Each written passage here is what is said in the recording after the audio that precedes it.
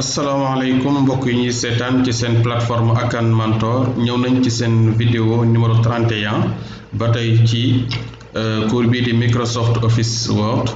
tey ji nag ñu bëgg leen jàngal nan ngay def soo bëggee insérer benn image de fond ci sa page yu bare mu mel na genre filigrane maanaam image boo xam day nekk ci ginnaaw texte bi ba noppi du leer trop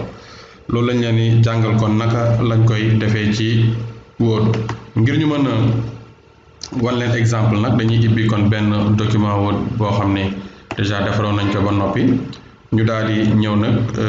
insérer image bi kon ci document bi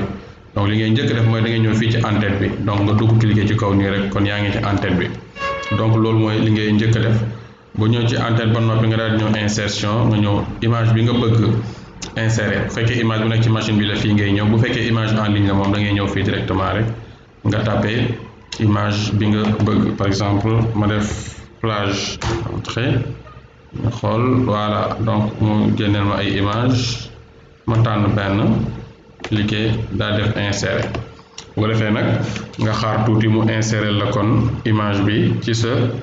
page internet donc insertion image moom tout le temps ñaari possibilités yooyu ngay am donc bu fekkee ci sa ordinateur ngay insérer donc insertion image rek ngay dem bu fekkente nag ci en ligne la am na image yu bari yoo xam ne ci internet bi la nekk donc dañ koy importer directement ci sa document donc soo insérer image bi ba noppi nag da ngay daal di ñëw fii ci onglet habillage bi donc nga ñëw ci icône bii mu defal la derrière le texte donc il faut que nga cliquer foofu ngir image bi mën a nekk ci ginnaaw texte bi donc boo cliquer derrière le texte gis nga ni image bi kon jàll na ne ci ginnaaw texte bi soo noppee nga daal di ñëw ci icône bi nga xam ne mooy permettre nga mën a aligner donc say texte donc fii da après nga daal di ñëw aligner boo centré ba noppee nga ñëwaat aligner daal def aligner au milieu mu daal di koy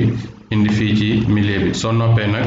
nga daal di double cliquer fu la neex ci sa page bi nga gis ne donc gis nga appliqué na ko donc ci yeneen page yëpp waaye li ci gën a am solo mooy dafa jël image bi de xaw a ko wàññi leeraay bi tuuti ndax texte bi mën a feeñ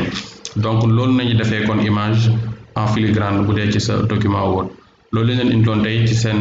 cours 31 ba tey ci Microsoft Office Word ci plateforme Akan Mentor kon ñu leen jox daje encore ci beneen vidéo